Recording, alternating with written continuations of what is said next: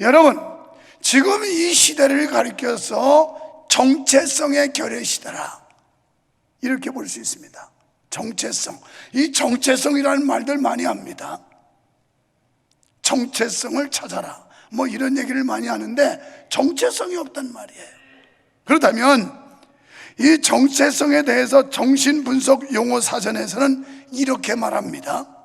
자신의 내부에서 일관되게 동일성을 유지하는 것과, 이게 정체성이고, 다른 사람과의 어떤 본질적 특성을 지속적으로 공유하는 것을 모두를 의미한다.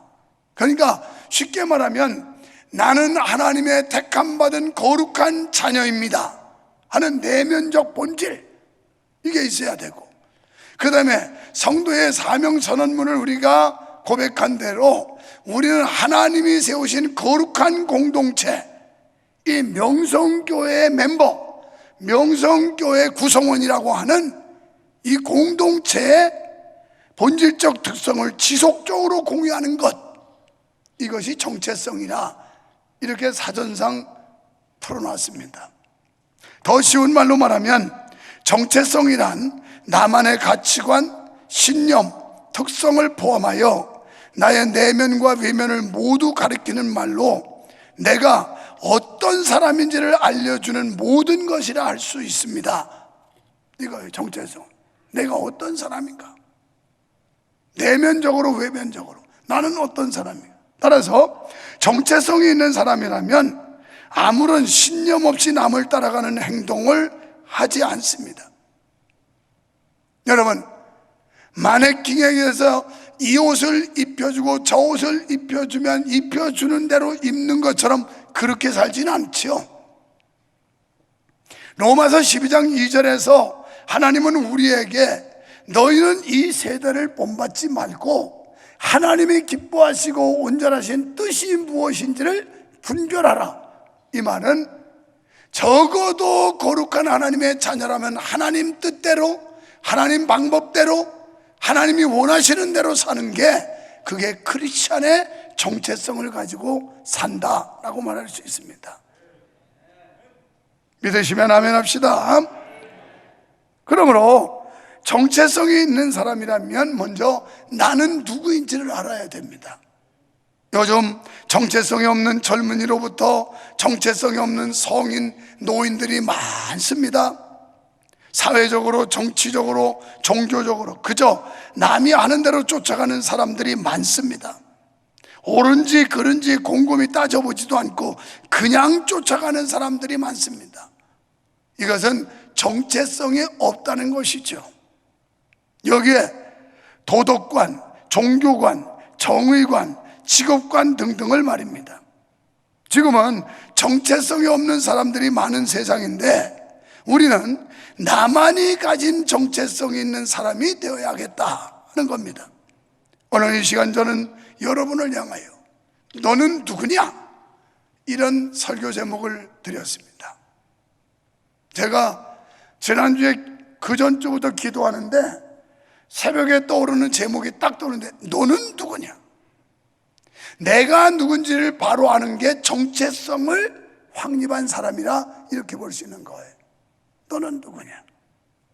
그래서 제가 이 너는 누구냐라고 하는 그런 제목에 걸맞는 성경 구절이 어떤 구절일까 하고 또 묵상하며 기도했더니 요나서 1장이었어요.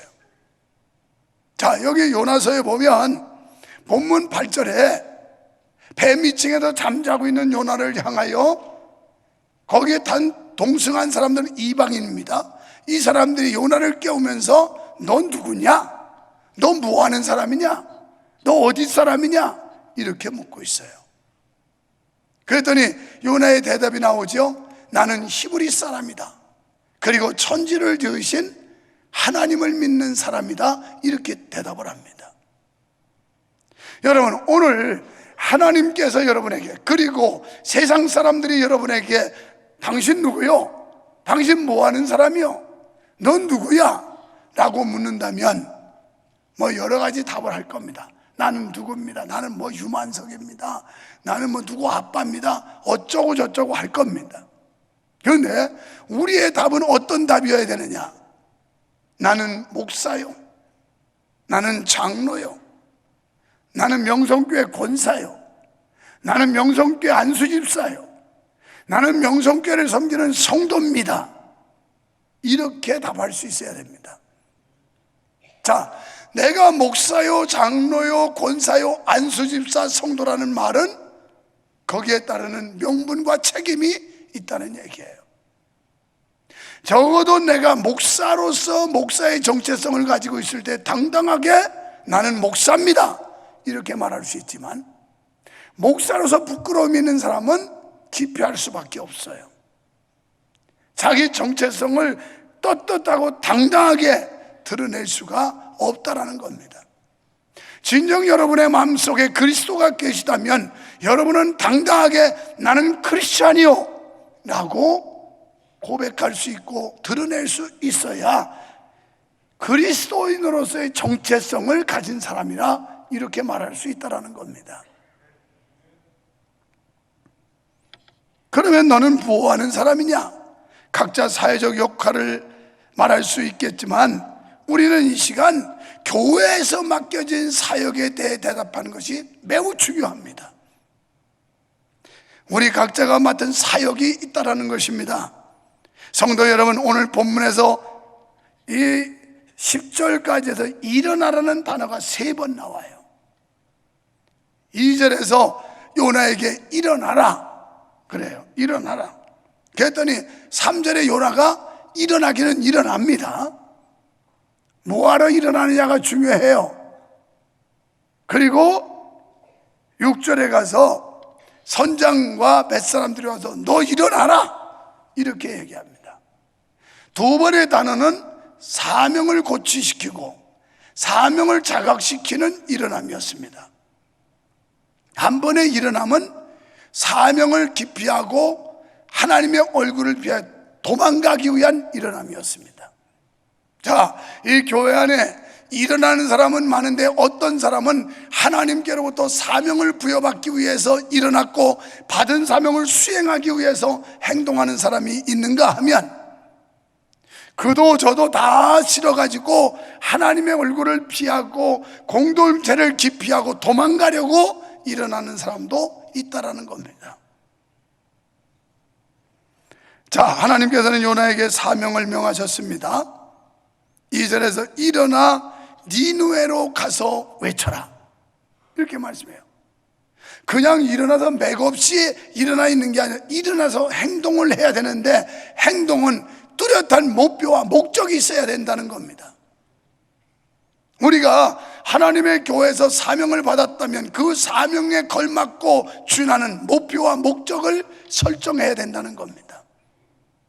그래서 너는 일어나서 니느웨로 가서 외쳐라 이런 사명을 받습니다. 이것은 전도에 대한 사명인데요, 우리 모두 전도의 잠에서 일어나야 합니다. 그렇지만 요나는 그 사명을 외면하고 일어나서 다른 곳으로 도망갑니다. 사랑하는 성도 여러분, 오늘 이 시대에 하나님께서는 우리에게 동일한 명령을 내리십니다. 마태복음 28장 19절 이하 잘 아는 대로 그러므로 너희는 가서 모든 족속으로 제자를 삼아 아버지와 아들과 성령의 이름으로 세례를 주고 내가 너에게 분부한 것 그것을 가르쳐 지키도록 해라. 제자 삼으라는 겁니다. 마가복음 16장 15절에서는 너희는 온 천하에 다니며 만민에게 복음을 전하라 말씀하셨습니다. 디모데전서 4장 2절에 너희는 말씀을 전파하라. 때를 얻든지 못 얻든지. 사명이라고 하는 것은 때를 기다리는 게 아닙니다. 그럼에도 불구하고 우리는 때를 찾고 있습니다. 목사님, 지금은 때가 아니에요. 목사님, 제가 하고 싶지만 지금 일할 형편도 아니고 때가 아니에요. 성도 여러분, 사도행전 1장 8절에 오직 성령이 너희에게 임하시면, 여러분이 성령 받았다면 예루살렘, 유대, 사마리아 땅 끝까지는 당연히 증인되며 옳다는 거예요. 내 안에 성령이 계시다면 우리는 주님의 증인으로 살아야 한다는 겁니다. 여호와 증인만 증인이 아니고 사실은 그 이단들이 증인이 아니고 우리가 증인돼야 되는데, 기성교회들은 증인 노릇 못하고 이단들이 증인을 얼마나 잘하는지 몰라요. 로마서 1장 14절에 사도 바울은 나는 복음의 빚진 자로 할 수 있으면 로마에 있는 너희에게도 복음 전하기를 원한다. 이 빚이라고 하는 걸 갚아야 되는 겁니다. 빚을 떼먹으면 신용불량자 아니면 사기꾼 도둑놈 되는 겁니다. 빚은 갚아야 되는 거예요. 사도 바울의 삶 속에는 언제나 자기가 하나님 앞에서 복음의 빚진 자라고 하는 심정을 가지고 살았어요. 우리가 사도 바울의 마음을 갖는다면 내가 복음의 빚진 자로서 이 빚을 갚는 일이 영혼 구원이고 전도라고 하는 이런 사명감에 불이 타올라야 되는 거예요. 지금 무작위로 도방전도도 필요합니다. 알리는 것도. 그러나 가장 효과적이고 이상적인 전도는 관계전도예요. 그런데 아는 사람이 없다고요? 얼마나 인생을 잘못 살았으면 아는 사람도 하나 없습니까? 얼마나 사랑관계를 담을 쌓고 벽을 쌓았으면 아는 사람 하나도 없어서 전도 대상자가 없다고 말하겠습니까? 그건 인생 잘못 산 거예요. 친한 이웃도 있어야 하고 친한 친구도 있어야 되고, 인간관계에서 관계되어진 많은 사람들 중에 믿지 않는 사람들에게 복음을 전할 대상이 없다면 그건 여러분 지금 인생 잘못 살고 있는 사람입니다. 무슨 범죄만 안 했다고 잘 사는 게 아니에요. 영적으로 성경적으로 하나님 입장에서 볼 때는 잘못 산 거예요. 로마서 10장 14절로 15절에 듣지 못한 일을 어찌 믿으리요? 전하는 자가 없이 어찌 들으리요? 아름답도다 좋은 소식을 전하는 자들의 발이요. 들어야 믿지, 듣지 못하는데 어떻게 믿겠느냐는 거예요. 전해주는 사람도 없는데 어떻게 우리가 들을 수가 있느냐는 거예요. 그러면서 복음 전하는 발이 가장 아름답다는 겁니다. 여러분, 올해 벌써 2월달 접어들었어요. 때를 찾는 게 아닙니다. 지금이에요. 지금부터 내가 한 영혼을 전도하고 한 사람을 반드시 건져 올려야 되겠다고 하는 그런 일념과 열망, 이게 우리 속에 끌어올려야 된다는 거예요. 고린도전서 9장 16절에 내가 복음을 전할지라도 자랑할 것이 없으면 내가 부득불할 일이며 만일 내가 복음을 전하지 않으면 내게 화가 있을 것이다. 화를 당하기 때문에 내가 부득불하기 싫어도 어려워도 힘들어도 이것은 억지로라도 해야 될 사명이다, 이렇게 말하고 있는 겁니다. 에스겔 33장 11절에는 듣든지 안 듣든지 전하라 그랬어요. 누가복음 15장 7절에 보면 내가 너희에게 이르노니 이와 같이 죄인 하나가 회개하고 돌아오면 하늘에서 회개할 것 없는 의인 99으로 인하여 기뻐하는 것보다 더하고, 이런 말씀이 나와요. 그러니까 하나님이 가장 기뻐하시는 일이 뭐냐? 헌금을 10억 갖고 온 거? 헌금을 50억 100억 갖고 온 거? 물론 좋지요. 비전센터 빚 하나도 없이 질 수 있으니까. 그런데 그거보다 하늘에서 더 기뻐하는 것은 잃은 양 하나, 죄인 하나가 회개하고 주님께로 돌아올 때 최고로 기뻐한다는 거예요. 여러분, 하나님을 기쁘시게 하기를 원하시면 아멘 합시다. 그러려면 영혼 구원이에요. 사랑하는 성도 여러분, 그동안 우리는 하나님의 명령, 하나님의 뜻에 반하는 행동을 하지 않았습니까?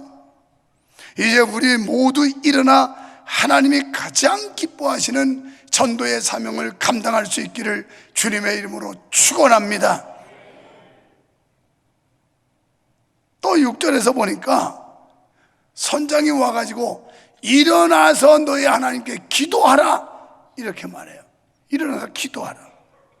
기도해야 될 사람이 기도 안 하니까 안 믿는 사람 통해서 깨닫게 해주는 거예요. 마치 구약에 발람 선자가 발락의 유혹에 빠져가지고 하나님의 뜻을 알지도 못하고 갈 때 그때 나귀가 안 가는 거예요. 그 나귀를 자꾸 때렸더니 왜 나를 때리냐?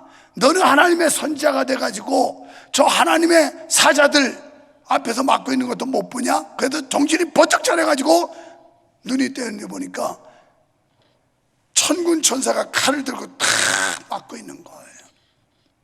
오늘 영적으로 나태와 태만, 그리고 무지, 무관심, 이렇게 떨어져서 배 밑층에서 잠자고 있는 요나를 누가 깨우느냐? 안 믿는 선장들이 와서 깨웠어요. 이렇게 해서라도 본분을 망각하고 있는 하나님의 선지자 요나를 깨우시던 하나님, 오늘 여러분이 깨어나지 않으면 어떤 방법으로 하나님이 깨우실지는 아무도 몰라요. 원찮은 질병을 줘서 깨울지, 아니면 물질이 없어져서 가난을 통해서 깨울지, 환경, 상황, 어떤 걸 동원해서 하나님이 깨울지는 아무도 몰라요. 그러나 하나님은 하나님의 사명을 감당해야 될 자들이 잠들어 있다면 내버려 두지 않아요. 반드시 깨우지.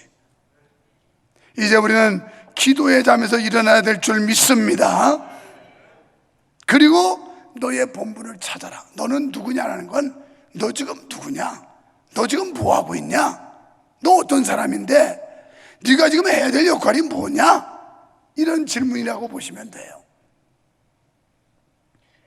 지금 우리 교회는요, 놀라우리만큼 꿈틀거리고 있습니다. 이번에도 아동부 캠프 하는데 아이들이 많이도 갔지만 젊은 선생님들, 그리고 우리 교회 온 지 얼마 안 되는 선생님들, 이런 사람들이 대거 투입돼 가지고 다음 세대 세우겠다고 난리야 지금.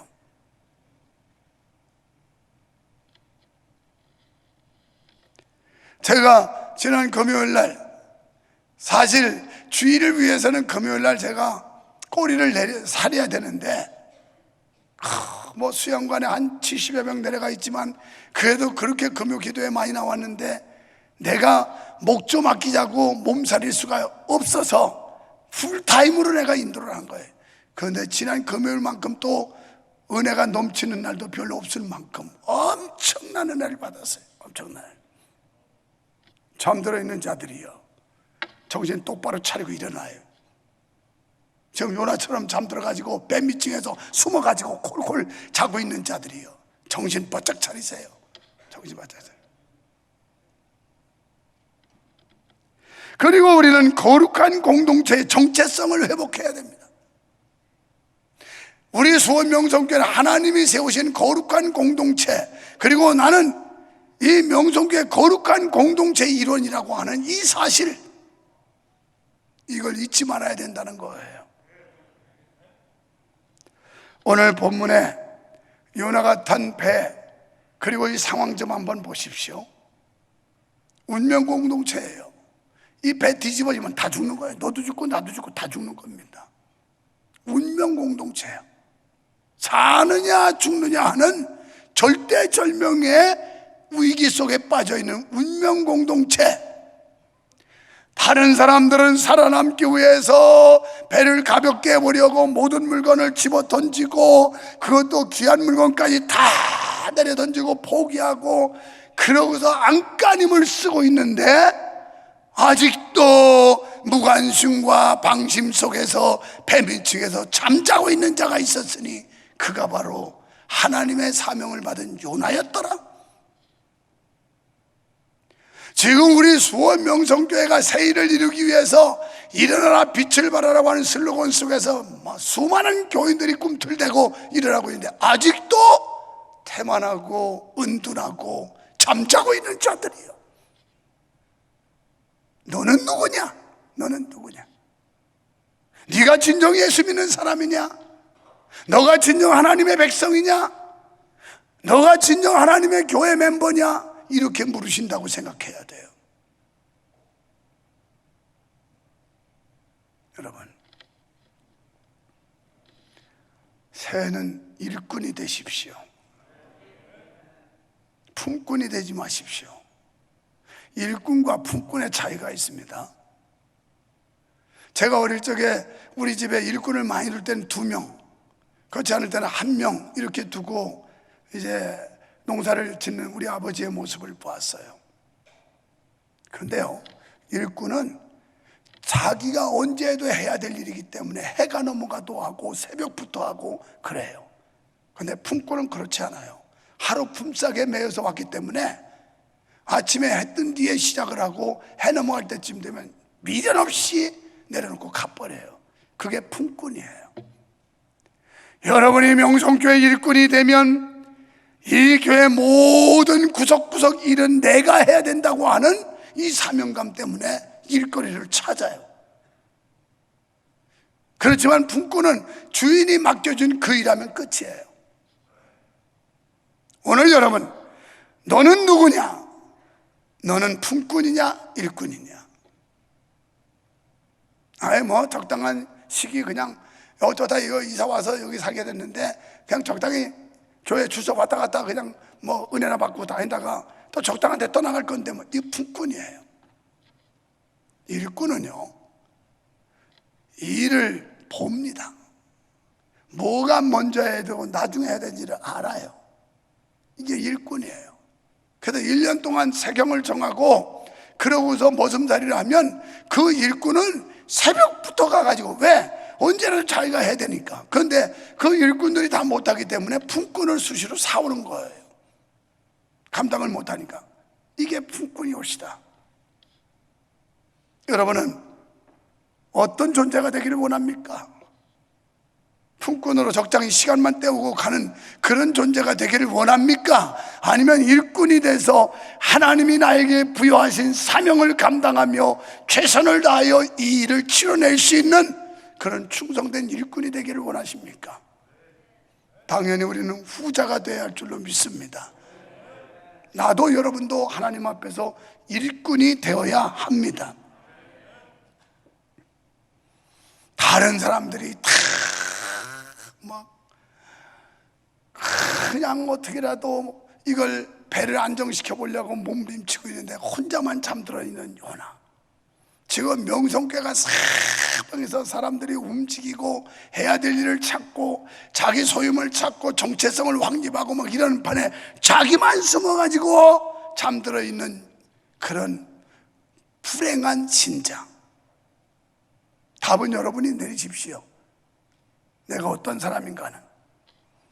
이제 나 혼자만 안정되고 나 혼자만 편안하고 나 혼자만이라고 하는 무관심에서 우리는 벗어나야 되겠습니다.